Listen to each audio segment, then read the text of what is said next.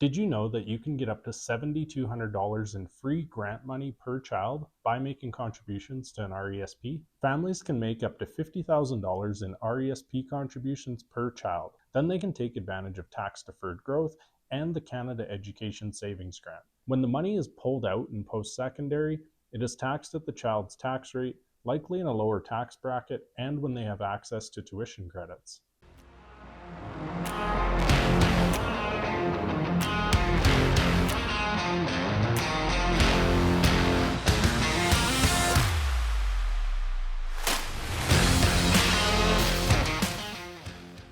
Welcome to the channel. My name is Murph.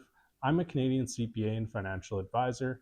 This is where we turn personal finance into common sense. If you enjoy this video and want to learn more, hit the like button below and subscribe for more practical strategies.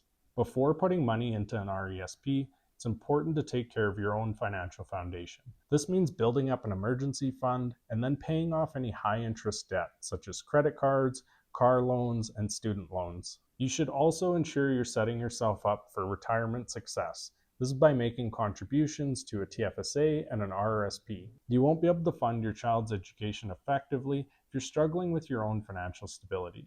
Think of it like putting your own oxygen mask on first. Now that you're ready to set up an RESP, let's have a look at the tax treatment and who can make the contributions. RESPs are unique. You make the contributions with after-tax dollars, so you won't receive a deduction like you would with a retirement savings plan. When the RESP is invested, which it should be, the investment income and the grant income is tax deferred until the student withdraws the funds for school. When the money is withdrawn, it comes out in two components: education assistance payments and returns of capital.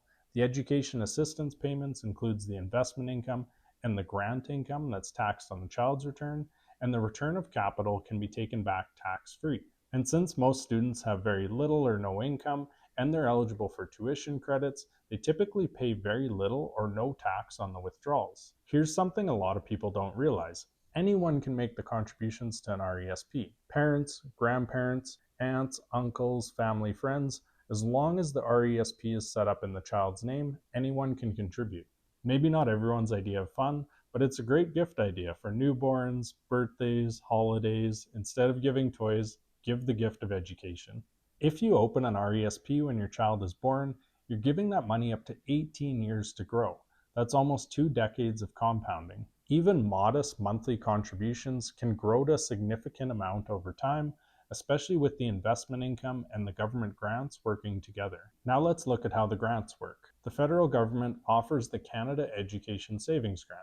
They'll match up to 20% of your contributions for a max of $500 per year and a lifetime maximum of $7,200 per child.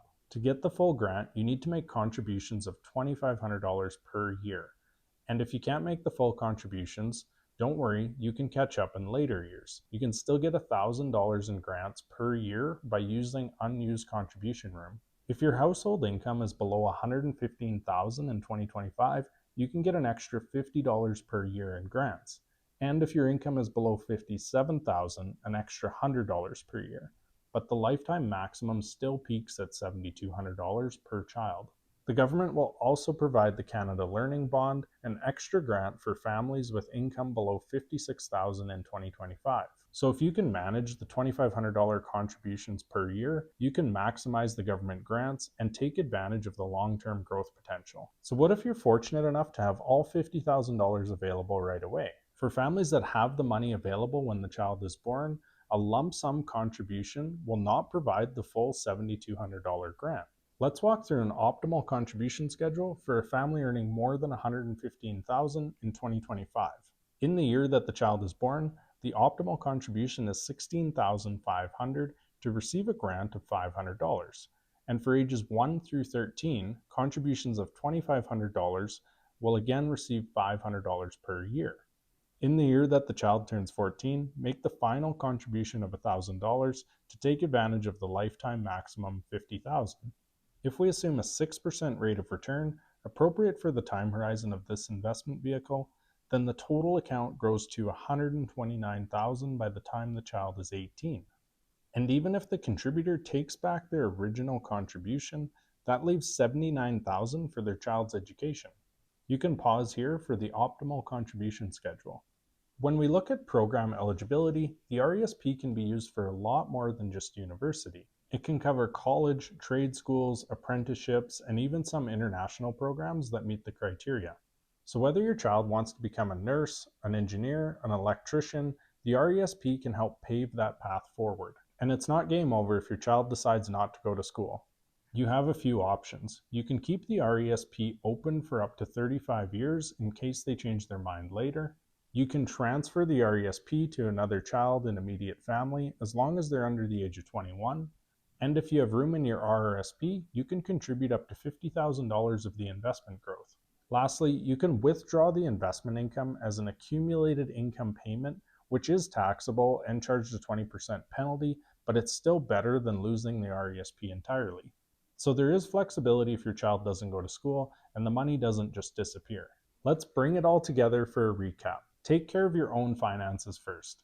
Debt repayment, saving an emergency fund, home purchase, and contributing to your retirement accounts. If you can, start early to take advantage of investment compounding. Contribute $2,500 per year for that $500 grant, but don't make a full $50,000 contribution in the first year. Anyone can make the contributions: parents, grandparents, aunts, uncles, even a family friend. The contributions are made with after-tax dollars, and then the child is taxed on the investment income and the grants when they pull the money out for school. And even if your child doesn't go to school, you have some alternative options to make sure that you don't lose the funds. Don't miss out on $7,200 of free government grants. Talk to an advisor and open an RESP. That's all I have for today. Thank you for watching. Chat about your own family's RESP in the comments below, and always remember, pay yourself first.